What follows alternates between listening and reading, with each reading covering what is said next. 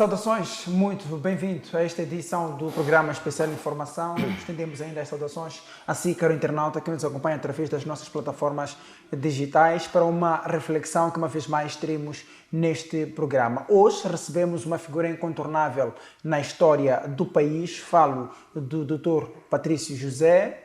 Para quem se recorda, foi vice-ministro da Defesa Nacional e também foi reitor da universidade. Na altura era um famoso ISGE, Instituto Superior de Relações Internacionais, que atualmente transformou-se já para a universidade. Dr. Patrício, colocaria a seguinte pergunta a si: como é que olha para o nosso país, Moçambique, ao longo deste percurso de independência? Já somamos 51 anos. Bom, a independência, como nós todos sabemos, foi fruto da luta armada de libertação nacional.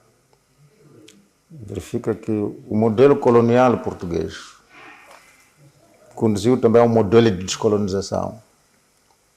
Quer dizer, teve que haver uma luta armada em que o colonialismo foi militarmente derrotado pela Frelimo, com todas as consequências que isso trouxe. E em função daquilo que era a prática colonial em Moçambique, particularmente a privação dos moçambicanos da formação académica e profissional, condicionou todo um conjunto de atitudes, de práticas governativas logo depois da independência. Verifica que proclama-se a independência, a fuga dos funcionários públicos, até de outras instituições privadas, dos brancos portugueses que estavam aqui. Pois. E não havia muitos quadros moçambicanos já preparados acadêmica e profissionalmente para substituí-los.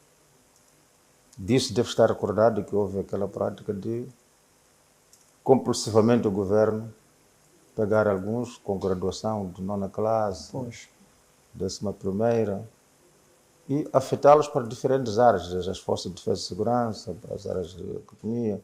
Portanto, houve um momento na história do país em que o estudante não escolhia a especialidade que queria frequentar aos mais variados níveis. Está recordado da famosa geração 8 de março, que foram voltados, depois afetos em diferentes áreas. Mas foi esse processo que aconteceu. Anos depois, começa o processo daquilo que nós formalmente chamamos de guerra de desestabilização, não é? E houve também a intervenção do regime de Rodésia do Sul, que estava com hoje a ZANU-FP, e Moçambique teve que apoiar esse processo de libertação. E depois tivemos a confrontação com o regime do apartheid. Todos esses elementos resultaram numa destruição muito profunda da economia deste país. Há jovens que não têm a dimensão que indústrias tínhamos aqui nesse país, desde a indústria têxtil, a indústria de fabrico de pneus, nós exportávamos. Não é? Sabe que a data da independência de Moçambique, nós exportávamos laranja para a África do Sul. E tudo isso ficou para a história. Foi destruído. Portanto, a forma de destruição de infraestruturas que nós tivemos é terrível. Em algum momento, usando moçambicanos. Não é? Mas quem destruiu? Quem destruiu é quem esteve a protagonizar os atos. Primeiro, o próprio regime da Rodésia do Sul. Cometeu massacres, Manica. O regime do apartheid fez ataques diretos a Moçambique. E apoiou a Renamo em todas as dificuldades e controvérsias que nós, como moçambicanos, tivemos, e protagonizou-se. Mas muitas das vezes, eventualmente, nós tivemos o detalhe de que o que estávamos a destruir, que impacto teria por quanto tempo para as próximas e futuras gerações. Tudo que é indústria está destruído. Mas há aqui também uma percepção segundo a qual nós partimos para as nacionalizações, se calhar não muito preparados para fazer a gestão de todo aquele patrimônio, inclusive o industrial. Não há de ser por isso que então o setor industrial, por exemplo, depois ficou como está hoje? Mas olha, aquilo que eu disse logo no princípio, o modelo colonial que ditou o modelo de descolonização trouxe todas essas consequências. Eu preciso perceber que quem viveu as atrocidades do colonialismo português, rebelou-se, foi lutar pela independência, viu familiares, colegas, amigos a serem mortos e depois ganha militarmente o colonialismo português. O que você esperava? Nós não temos a dimensão. Vai aqui, não é? Aqui no IAC. Ver o que é que fazia aqui o colonialismo. Como foram mortos os moçambicanos. Aqui ao lado, perto do Hotel Termos, que era a sede da PID. Aliás, sede não, chamada das prisões da PID. Como os moçambicanos foram torturados, eles foram mortos. E alguns têm familiares e colegas que depois foram à luta armada, depois derrotaram militarmente. Acho que acompanhou há 2 semanas, houve um deputado português que tinha sido instrumentalizado. Foi tratado pela geração do Jorge Jardim para se meter na luta armada e assassinar seletivamente determinados comandantes da FRELIM. Hoje ficou deputado do regime português, é deputado lá em Portugal, está para reformar, então pediu, não é, parece que uma pensão pelo desempenho dele naquilo que ele faz. E ele chegou lá a dizer que faltou pouco para assassinar a mamãe Janete Mondlane. Então, e depois é este que perde militarmente a guerra. Verifica-se quando estava-se a negociar os acordos de paz, a FRELIM trazia uma proposta de troca de prisioneiros. A delegação portuguesa do Passamar, nós não temos prisioneiros para trocar. E os outros traziam ali, são eles que foram capturados ali, aquela coisa para nós, capturamos militares, entregamos a PIDE e não nos diz onde é que estão. Mas a FRELIM capturava soldados portugueses e entregava a Cruz Vermelha. E depois retiraram esse artigo, proclamaram a independência. O que é que se pudesse esperar muito? Mas voltemos à questão das nacionalizações, volto a reiterar. O presidente Samora anunciou um mês depois a independência, as nacionalizações, a 24 de julho, as nacionalizações, e nós ficamos a controlar tudo, o quanto existia no país, quer seja mesmo a questão da educação, saúde, o setor industrial, mas não durou tanto assim, as indústrias faliram. O que é que efetivamente falhou? Bom, primeiro as nacionalizações eram resultado de toda uma leitura daquilo que o colonialismo foi e as causas de empobrecimento da maior parte dos moçambicanos. E tomaram-se medidas, algumas podem ter sido precipitadas, por exemplo. Verifica também a expulsão, 24 horas vai. Você não concorda com a política de governação que nós queremos implementar. Não é? Pois. A própria preparação acadêmica, científica dos libertadores não estava aí muito além. Vai verificar quem era o gestor das empresas nacionalizadas, vai verificar quem são, essas coisas todas. Não é? Então tudo resulta da forma como o processo de libertação de Moçambique ocorreu. É diferente dos outros países. Portanto, se você for a verificar, todos os países de colonização portuguesa, a independência resultou da luta armada. Pois. Em que Portugal perde militarmente, com todas as consequências. E a preparação, vamos lá, profissional, acadêmica dos moçambicanos, durante os 500 anos de independência, não era prioridade para os portugueses, para o colonialismo português.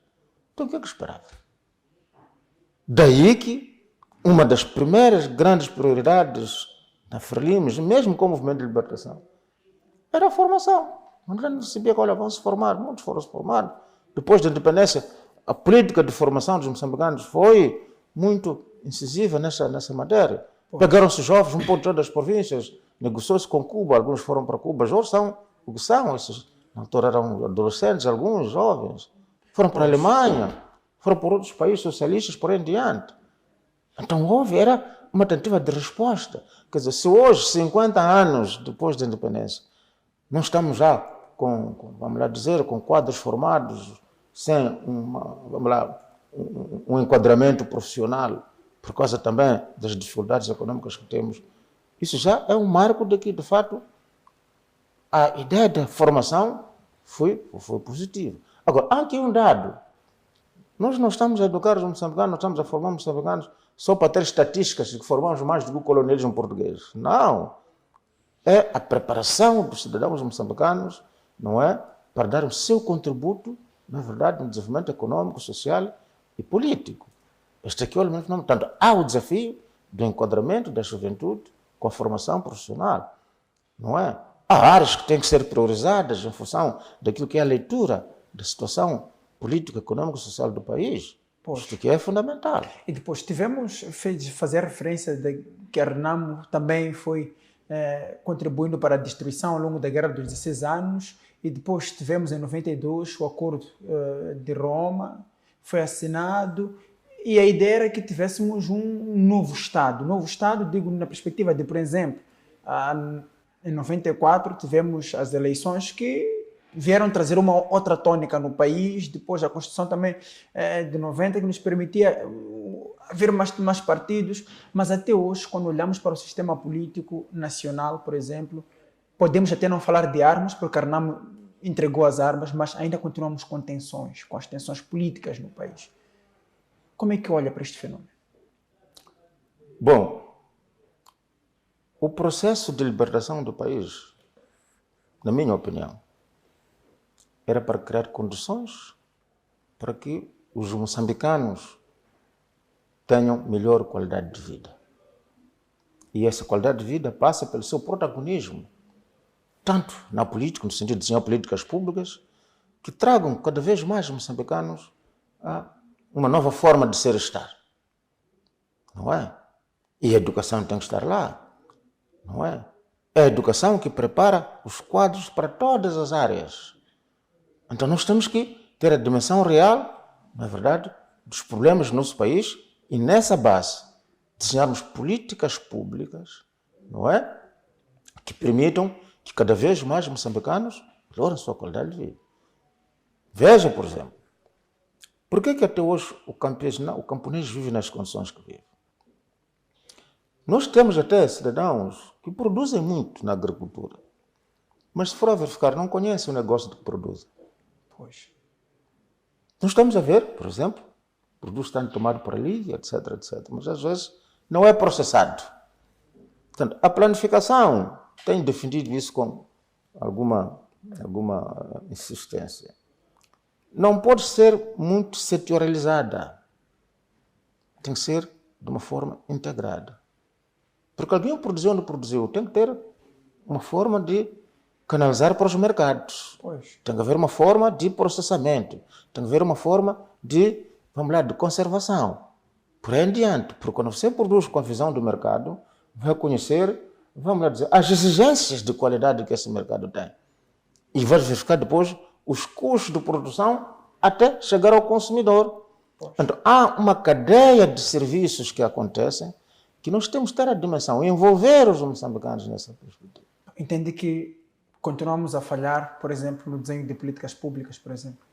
Eu não sei se o termo falar é justo, mas precisamos de aprimorar um pouco mais em função da nossa realidade geopolítica. E para que aspectos mais específicos? Olha, África, primeiro temos que saber o valor que nós produzimos.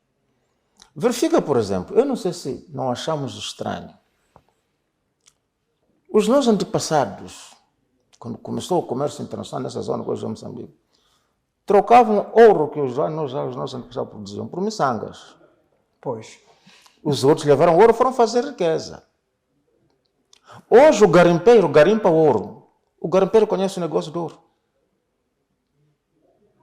Até alguns que têm essas empresas, na verdade. Será que conhece o negócio daquele produto? Ele produziu, depois alguém veio pagar e foi vender no mercado internacional. E continuam pobres ainda assim. Não, mais do que pobre. É que o garimpeiro garimpa para ter algum dinheiro para beber, para comprar bebida. E destruir-se. A maioria. Está a ver o que é isto? Nós temos, por exemplo, eu acho interessante essa publicidade de bebidas a copo. Por exemplo, cerveja tem aquele que custa 300, não? Pois. Mas quem já disse ao cidadão moçambicano, consome de caixa, quantos quilos de banana pode comprar? E qual é a vantagem de consumir banana? Quem diz banana diz qualquer outra fruta. Nós não sabemos. Nós continuamos a imaginar pelo menos aquilo que é a nossa linguagem pública, quer dizer, quando falamos de saúde, estamos a falar de postos de saúde, medicamento, profissionais de saúde, é verdade. Mas eu penso que temos que ir a uma outra, mais do que ir a outra, mas reestruturar esse pensamento sobre a saúde. Começamos com a saúde pela alimentação.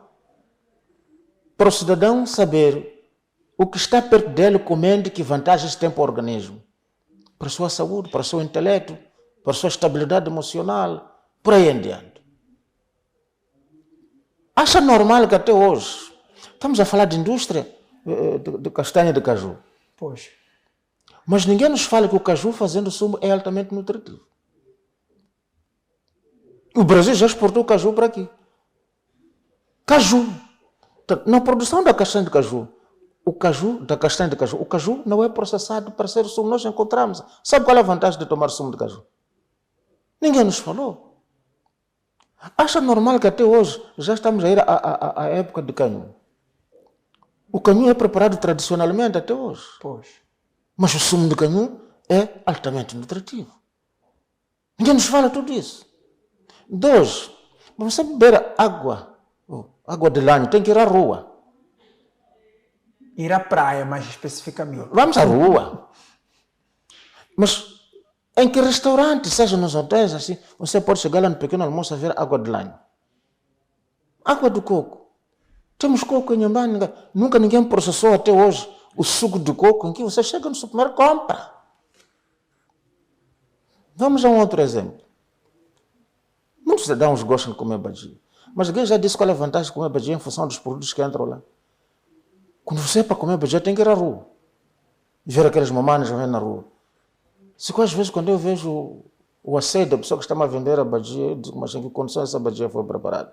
Pois. Então, há um grupo de cidadãos que não vão comprar. Portanto, todo o processamento de todo um conjunto de variedades, não é? Deve ficar... Há um conceito que foi nos transmitido pela colonização, o conceito de fruta silvestre. Pois. Qual é o sentimento quando você está a comer fruta silvestre? As matilhas, as massalas e companhia. Mas sabe qual é o valor nutricional disso? Ninguém nos fala até hoje. Nós próprios não estruturamos, não registramos este pensamento para ser divulgado, para ter utilidade na componente da saúde pública. E 2, a saúde pela higiene. A nossa atitude mesmo aqui nas cidades perante a higiene, a gente fez alguém comer depois de todo fora. Até entupimos essas valas que estão a acontecer ali. É normal ver alguém de uma viatura, de um certo padrão de qualidade, abriu a janela, estava a beber água, lançou a garrafa. Não é? Você com um plástico de fraldas descartáveis, abre a janela, lança.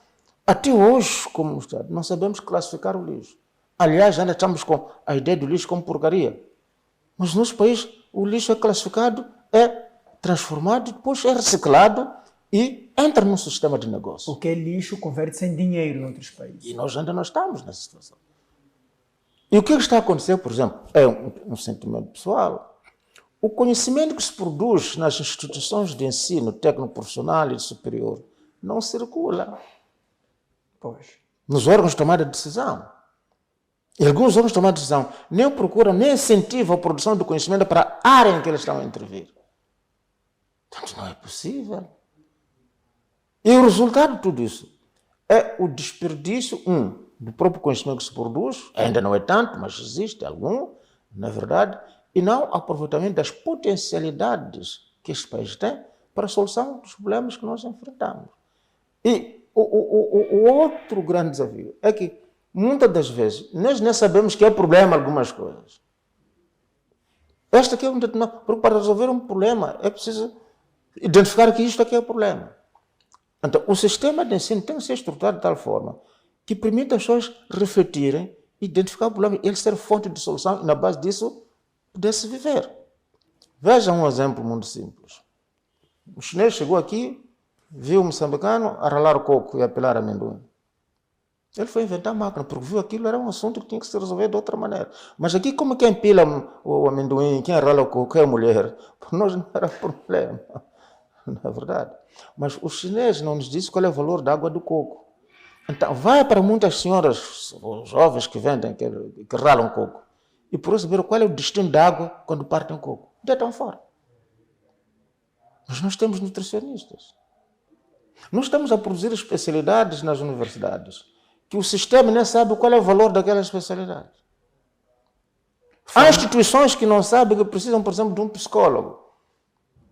Estes problemas que as crianças, adolescentes, as juventudes estão enfrentando nas instituições de ensino, não sei lá quanto, eventualmente os psicólogos pudessem nos ajudar a compreender as causas e daí nós termos a melhor forma de desenhar soluções. Porque compreendemos aqui. Então, não podemos contemplar problemas. Os problemas, uma vez identificados, nós temos que ter a capacidade de produzir a solução. Pois. Vai aqui na Marginal, por exemplo, pode haver muitos jovens a vender peixe. Exposto ao sol, exposto à poeira, expostos às moscas. Mas ninguém está a nos inventar uma geleira móvel, por exemplo. Você só tem chove, que é preciso temporar. Mas se tivesse uma geleira móvel que, não é, conserva um certo padrão de temperaturas, não é verdade? Não estaria lá exposto às... Não teria essa utilidade. Pois são vários problemas que apontam que carecem de alguma solução. E por onde é que se tem que começar para resolver esses problemas? No Sistema Nacional de Ensino. Quando nós desenhamos o Sistema Nacional de Ensino, ele tem que ser a fonte de solução. Porque nós todos passamos por isso. Não é possível alguém chegar à liderança de alguma coisa. Mas no processo do ensino, ele não tem a capacidade de saber o valor do conhecimento. Este aqui é o elemento fundamental. Os políticos sempre terão a responsabilidade dos políticos tomar decisões, mas você não pode decidir se é uma base prévia do conhecimento técnico-científico dessa área, que é para aprimorar, porque a decisão não é só é uma decisão para trazermos soluções.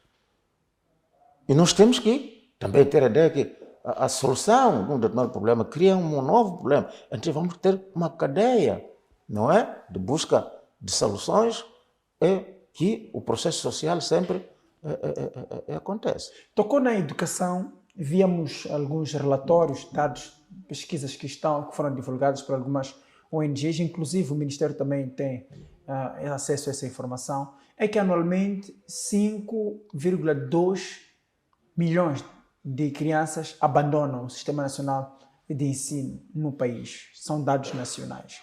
Há escolas, por exemplo, no norte e centro do país, que o nível de abandono, a taxa de abandono chega a rondar até aos 40%, 30%, 50% de desistências.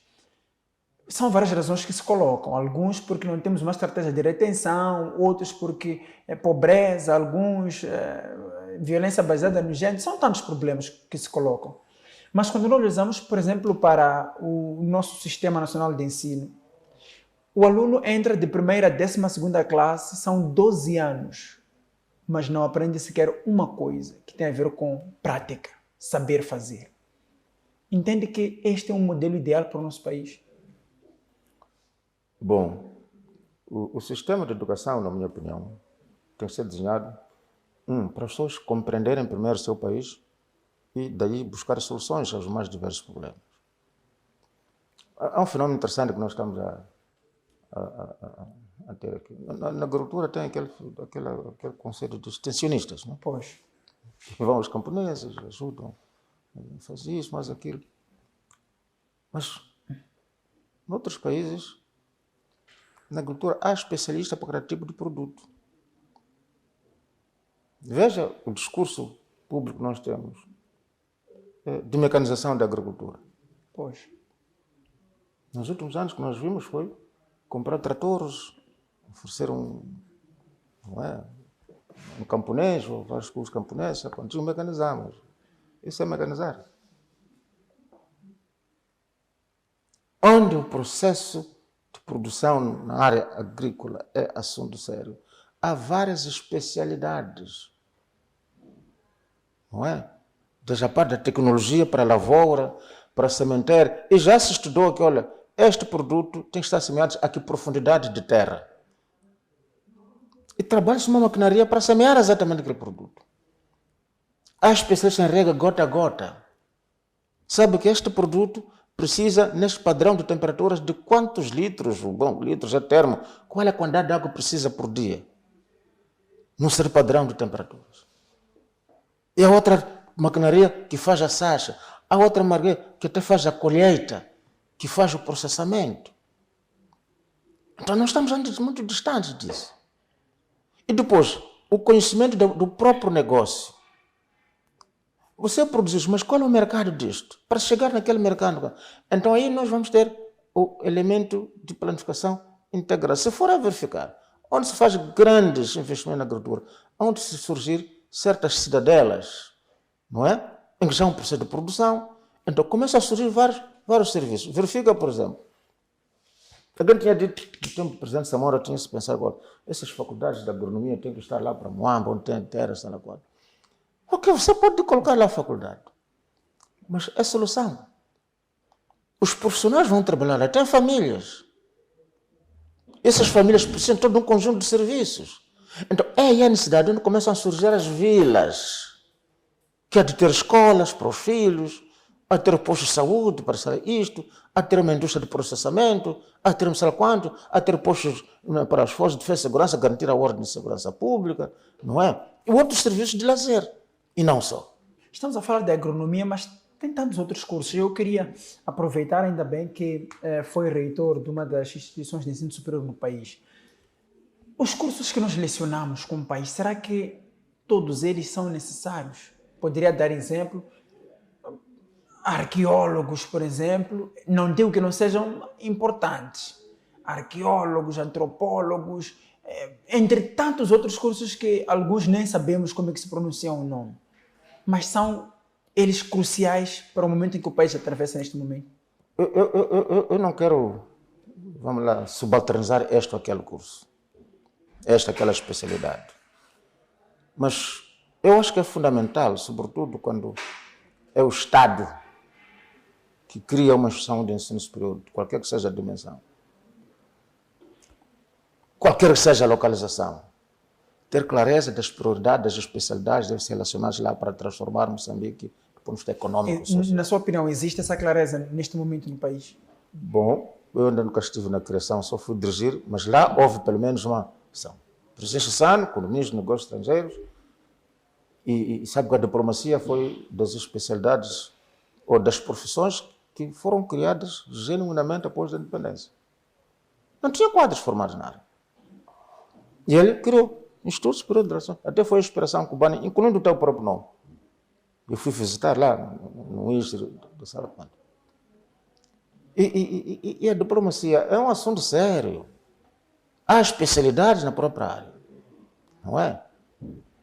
Mas evoluiu-se para a situação que se está agora e é preciso termos clareza. Esta especialidade, nesta conjuntura, o que é que nós vamos fazer?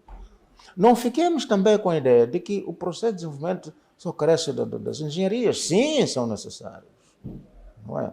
Quando você fala de agronomia, não é só saber o valor disso, mas há tecnologia para a agricultura, nas mais variadas especialidades. Mas nós hoje, por exemplo, se tivermos que ir à UEM, são vários cursos, mas que depois questionamos, afinal, onde é que essas pessoas vão trabalhar? O país, de longe, até parece não estar preparado para algumas áreas de formação. Isto é mesmo clareza? Olha, eu não quero me distanciar das opções que se fazem. Porque muitas das vezes, às vezes nós temos problemas que não sabemos que são problemas. Há uma especialidade que sabe o que é problema. Esta situação de abandono das crianças, há uma forma de tratamento das crianças, até na família, até na sociedade, que geram os problemas que nós temos. E alguém compreende isso. Há momentos que nós tomamos decisões nas instituições perante um problema que não compreendemos. O resultado, tomamos uma decisão só para resolver um problema que não resolve. Agrava o problema, porque você não tem capacidade técnico-científica de compreender o problema. Uma coisa muito simples. Sabe que temos cidadãos que têm doença de pele, mas como ele não é médico, não sabe que tem doença de pele. Mas temos dermatologistas, espero que não esteja errado. Nós não sabemos usar aquelas coisas para a saúde das pessoas. Sabe, por exemplo, que nós às vezes estamos a conversar com... Nós sentimos mal alto no cidadão com quem estamos a interagir. Ele não sabe que está doente. Mas já quem sabe, ele conhece o remédio que até está perto dele. Então, não subalternizemos essas especialidades. Quando essas instituições introduzem as mais diversas especialidades, eles têm que ajudar a sociedade a compreender a utilidade daquilo e o uso tem que se fazer. Pois. Estamos a ver, por exemplo, introduziu-se o curso de nutricionistas. Há graduados em nutrição. Mas, no país, nós temos vindo recorrentemente a ouvir que a administração, sei lá quando, acho que foi alguns meses atrás, os deputados foram a Nampula, foram encontrar a situação de uma destruição grave. Mas lá, na Universidade de Nampula, há nutrição que se preparam. Como é que usamos essas especialidades para o conhecimento que se produz chegar ao cidadão? É este elemento que nós temos que aprimorar. Pois, vamos ter então que colocar uma pausa na nossa conversa, mesmo para observarmos um curto intervalo, mas voltamos dentro de instantes. Até já.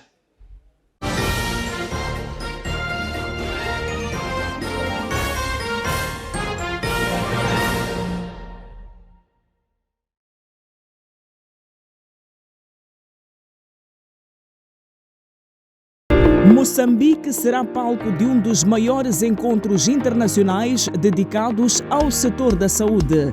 A Mozambique Medical Expo 2026, segunda edição. Um evento que vai reunir instituições governamentais, hospitais, clínicas privadas, distribuidores de equipamentos médicos, especialistas e investidores nacionais e internacionais. Uma verdadeira plataforma de exposição, debate, inovação, investimento e networking, promovendo novas oportunidades e parcerias para o desenvolvimento do setor da saúde em Moçambique. Nos dias 28 e 29 de outubro de 2026, no Hotel Glória. Uma parceria Saluten e Grupo MBC, parceiros de mídia. Parceiro institucional, Governo de Moçambique, ANAM. Parceiros.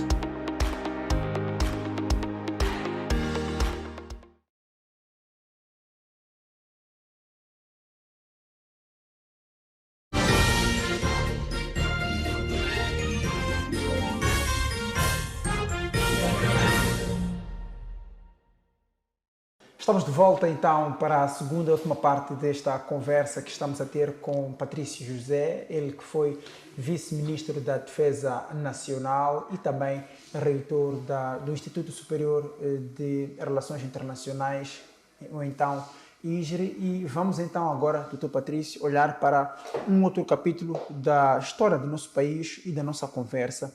Vamos então falar da questão segurança e política no nosso país. Vamos começar mesmo pela segurança. Foi vice-ministro da Defesa Nacional e numa altura em que o país começava a registrar os primeiros índices ou sinais de terrorismo em Cabo Delgado. Quando o fenômeno começou, não se tinha a dimensão de que fosse o terrorismo, entendesse que fossem pessoas mal intencionadas, mas afinal de contas era terrorismo.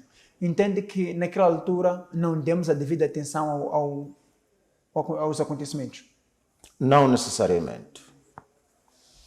O fenômeno começou nas condições que começou, mas qualquer profissional da área de defesa e segurança, quando começa um fenômeno daquele, não menospreza. Agora, a nossa capacidade de resposta e as causas que originaram aquilo, às vezes nós não tínhamos a inteira compreensão, sobretudo das causas e do nível de preparação dos que estavam a praticar disso. E, sobretudo, as fontes, não é? E as estratégias que seriam seguidas para que se implementassem aquela atividade, à dimensão que se implementou e com as consequências que nos estão a trazer até hoje. Portanto, não foi uma espécie de não ter a dimensão realística do que o problema é guerra. Essa dimensão sempre houve. Mas as causas, a dimensão da preparação das forças de defesa e segurança, o ambiente sociopolítico que nós estávamos e continuamos a enfrentar, criou condições para que as coisas chegassem até onde chegassem. E o que falhou então para até hoje não conseguirmos acabar com o terrorismo? Eu não sei se é o problema de falhar. ou é a dimensão do problema? Por exemplo, eu até hoje não tenho o conhecimento das fontes de equipamento que os terroristas usam. Quem coloca? Há um fenômeno que agora já está, que é a radicalização religiosa para motivar a juventude, não é? Que está empenhada. Há o recrutamento forçado, mas também há uma motivação financeira, que as pessoas são pagas, não é? E há aquela chantagem toda sobre que, acho que foi há 2, 3 dias, que foram recrutados professores, que depois pagaram calção para sair. Então, há todo um conjunto de elementos de atuação, na verdade, que as forças de defesa e segurança estão a registrar, estão a trabalhar nesse sentido, mas enquanto não temos a dimensão quem é o realmente mentor, quais são os objetivos finais, na verdade. Por exemplo, é para dizer com quem temos terrorismo? Qual é o objetivo final do terrorismo? É só desestabilizar ou há uma motivação específica?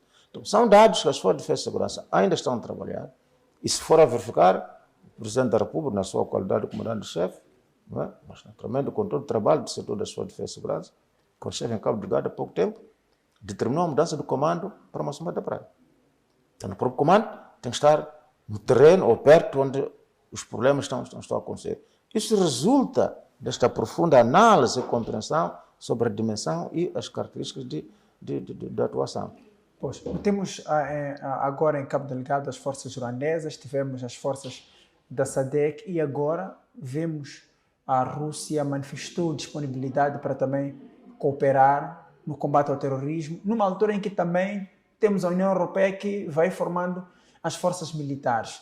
Este interesse internacional de também ajudar Moçambique, como diplomata que é, entende que é apenas um espírito de boa vontade ou também é uma questão de aproveitar a oportunidade de um país que está em conflito, mas que também o mesmo conflito acontece numa zona em guerra, neste caso, e que é muito rica em gás e tantos outros recursos? Olha, qualquer relação é baseada em interesses. Agora, o que está em causa é que interesse. Este aqui é o elemento fundamental. E cada um tem a sua modalidade de apoio. A União Europeia, salvo a revolução nos últimos tempos, só faz a preparação técnico-militar. Tanto treina militarmente, sei lá quando. Mas a parte militar não dá. Portanto, não fornece armamento. Não fornece, que eu saiba. Pelo menos os canais formais. Mas há outros Estados que eventualmente estejam interessados, não só na preparação técnico-militar, não é? No sentido, vamos lá, doutrinal, técnico, sei lá quando, mas que podem estar interessados no fenômeno de apoio letal, armamento, que seja necessário em função da dimensão do problema. Os outros vieram para ajudar no próprio combate direto. Agora, a capacidade de Moçambique de decidir quem nos ajuda, em que procedimentos, em que momento, essa já cabe às forças de defesa e segurança na sua análise geopolítica, na sua análise estratégica, na sua análise técnico, tático, operacional, saber com quem contamos para que tipo de atividades. Pois, e mesmo neste contexto, por exemplo, diplomático, em que temos, por exemplo, a União Europeia a apoiar a Ucrânia na guerra com a Rússia, depois temos a Rússia a querer apoiar Moçambique a combater o terrorismo, numa situação em que praticamente colocaria a União Europeia e a Rússia, que até certa forma são lados bem opostos a olhar pelo conflito na Ucrânia. Entende que Moçambique tem aqui espaço para, por hipótese, acolher as duas partes para apoiarem o país? Sabe, Moçambique tem um histórico interessante nesse elemento de cooperação na área militar. Houve um período na nossa história que a China e a União Soviética não se davam corretamente. Mas os dois treinavam as forças da Frelimo para lutar contra o colonialismo português. Na luta de libertação nacional, nós tivemos mais apoio militar, não é? Estados socialistas na altura, não é? Mas tivemos um outro tipo de apoio de alguns estados, não é? Do Ocidente. Alguns apoiaram na formação de quadros nas mais diversas especialidades que seriam necessárias na governação de Moçambique independente. Então, o conflito de 2 ou 3 atores, com todas as razões que não então encontrem a solução, não pode inibir Moçambique, não é, de ter o apoio dessas coisas. Agora, aí é a estratégia de lidar com esse fenômeno, é a estratégia de diplomático de dialogar, para cada um perceber qual é o sabe. Ele tem um problema que precisa de solução, de um apoio para a solução nesta perspectiva. Este aqui é o elemento que nós temos que sempre ter em conta. Pois. É isto que nós precisamos de verifica, por exemplo, nós estávamos com este conflito direto com o regime do apartheid. Mas há muitos estados ocidentais que tinham muitos negócios na África do Sul, no regime do apartheid. E nós tivemos que dialogar com eles. Eles ajudaram a dialogar com, sabe, conversa com esses do apartheid. E nós tivemos que nos desenvolver nas condições que nos desenvolvemos. O apartheid terminou e nós estamos a avançar. Então, não sempre peguemos os conflitos de 2 ou 3 como inibidores para o nosso relacionamento com estes que têm o seu conflito. Nós até podemos apoiar com opinião, não é verdade, que esses fenômenos podem ser ultrapassados desta ou daquela maneira. Pois. E hoje, a China e a Rússia, nesse caso, têm boas relações, não é verdade, mas antes não tiveram. Mas nós tivemos a capacidade, bom, na liderança da Frelimo, nesse contexto, de lidar com esse fenômeno e ter o apoio das duas partes. Pois, são agora praticamente 11 anos que o país é assolado pelo terrorismo e queria também perceber de si como é que avalia este desenvolvimento do combate ao terrorismo ao longo desses 11 anos. Desafiante. Porque o combate ao terrorismo não está só na vertente militar. Não está só na vertente militar. E aí o elemento fundamental é irmos fazendo cada vez uma análise profunda das causas que deram origem a esse terrorismo, das formas da manifestação, das consequências, qual é o resultado final na vida da população, as estratégias de recrutamento, que é para nós verificarmos que tipo de atuação o Estado tem que ter para além da área militar, para que este assunto seja resolvido. Portanto, a guerra não é só assunto dos militares ou das forças de defesa e segurança. Eles estão em frente, sim, mas precisam dos outros setores para intervir, para que, de fato, a ação do Estado seja integrada. Pois, e agora temos estado a combater o terrorismo através da via militar. Há uma ou outra tentativa do Presidente da República de até fazer um convite para um diálogo com os terroristas, pese embora ainda não se conheçam, afinal, os rostos que estejam na liderança como tal desses ataques. Que outros mecanismos podem ser adotados para travar o terrorismo além das armas? Foi o mesmo pensamento que foi apresentado ainda recentemente por Paulo Portas, também colocava essa necessidade de se olhar para outros mecanismos de combate e não necessariamente a via militar. Olha, há dados que mostram uma forma de atuação que é a radicalização religiosa. Se explorar esta vertente de radicalização religiosa, pode-se chegar a algumas fontes e, eventualmente, aí, através do diálogo, poder-se avançar. Quero também perceber por que essa estratégia está sendo usada. Eles têm uma fonte de apoio em termos de armamento. Há um trabalho da inteligência, das forças de defesa e segurança, que pode nos dar resultados, até nos ambientes de cooperação internacional, para saber qual uma das fontes é esta, aquela, etc, etc. Que é para perceber as razões desse tipo de atuação. E aí a diplomacia entra e começa a dialogar. Este aqui é o elemento fundamental. E os diferentes tipos de apoios subtis que às vezes acontecem. As forças de defesa e segurança têm esses dados, a um certo nível. Então são colocados no entendimento interno e colocam-se diferentes atores do nosso Estado, incluindo a diplomacia, não é? Para dentro dos seus âmbitos de competência, também agir de uma forma coordenada com os setores de defesa e segurança. Portanto, eles têm todo um conjunto de informações que já dentro da atuação vão sempre precisar de atuações de outros setores para, de fato, como Estado, haja de uma forma integrada para a solução do problema do terrorismo. E à mesma altura em que nós enfrentamos o terrorismo em Cabo Delgado, persistem as tensões políticas no nosso país. Vemos partidos a degradarem-se, acusarem-se, e depois intensifica o cenário, a tensão no nosso país. Como é que olha para este cenário de tensão política e que caminhos o país deveria encontrar para que houvesse uma voz, digamos, única, sobretudo no combate aos vários problemas que afetam Moçambique? Olha, eu sempre defendi um fenômeno aqui, vocês já estão por falar isso demais. Nós precisamos de um mínimo de consensualização das políticas públicas. Para evitar situações que sempre muda o governo, mudam as políticas públicas. Para nós sairmos dessa descontinuidade.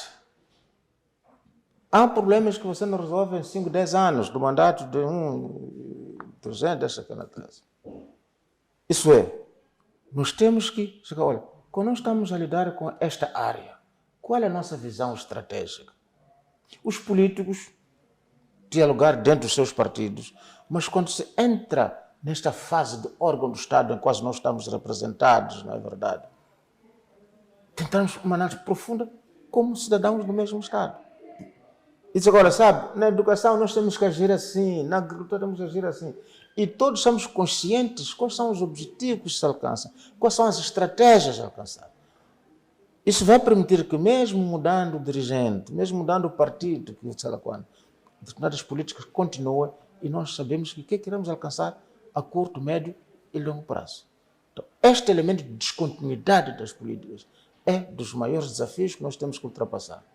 Espero, com todo saco, que este processo do diálogo político inclusivo ajude, em alguns momentos, a começarmos a entender, não é verdade, o nosso modelo, entender e dizer nosso modelo de elaboração, discussão das políticas públicas, a sua implementação, a sua supervisão e controle, para que tenhamos a ideia o que é que nós, com que estratégias pretendemos de Moçambique daqui a uns 10, 15, 20, 30, se não 50 ou 100 anos. Porque temos um desafio, não é? Que às vezes nos distrai um pouco na planificação. É o aumento da população. Verifica que a data da independência nacional éramos quase 10 milhões de moçambicanos. Agora estamos acima de 35 milhões de moçambicanos. O que é que significa na planificação do desenvolvimento? Para a educação, para a área de saúde, para a área da agricultura, para ter que usar os alimentos, não é? Este aqui é o elemento fundamental. Veja, por exemplo, procura nos explicar. Os moçambicanos conhecem Moçambique no mar. Muitos moçambicanos ficaram a saber que havia atum aqui no mar, com o escândalo da Proíndicos. Saber que existe no mar, não é ter na mesa. Pois. Faça estatísticas hoje. Com este canal de Moçambique, em que nós temos direitos de soberania em determinado espaço. Quantas vezes o marisco, que marisco chega na mesa do moçambicano? Quantas vezes come marisco por semana? Por mês? Que marisco? E quando nós falamos da indústria pesqueira para exportação, captamos tanto, exportamos tantas 1000 toneladas disto, sei lá quando, etc, etc. E no consumo interno? Pode ter ideia que há moçambicanos que não consomem mariscos. É normal isso. Qualquer coisa não está bem. Então nós temos que ter a dimensão desse. Qual é nós temos consciência do valor que temos perto de nós. Este aqui é o elemento. Qual é o valor do rubi? Quem marca o preço dessas coisas quando vem comprar? Somos nós. Ou qual é a nossa influência no pressário desses produtos todos? Nós estamos lá. Então nós, mais do que incentivar essa exploração, sim, nós precisamos, mas precisamos colocar os cidadãos a compreender o valor que você tem para que em qualquer geração isto traga benefícios no contexto da sua exploração. Pois, Dr. Patrício, estamos mesmo já a correr para o término do nosso tempo de conversa, mas quero deixar mais alguns minutos para considerações finais. Bom, quando se fala deste conceito de unidade nacional, nós temos que assumi-lo com muita responsabilidade. E depois, contextualizar, quando falamos de unidade nacional, o que é necessário fazer? Esta dimensão toda do território, com as nossas, vamos lá dizer, as nossas mais diversidades culturais, étnico-linguísticas, nível de desenvolvimento. E como criarmos sinergia entre nós, para que daqui a quanto tempo tenhamos o que é ultrapassado e deixarmos para as futuras gerações a esperança de Moçambique melhor. Obrigado. Muito obrigado, então, Dr. Patrício. Muito obrigado a você também, caro telespectador e internauta que acompanhou esta edição do programa Especial Informação. Ficamos por aqui na promessa de, obviamente, voltarmos assim que se justificar. Até a próxima.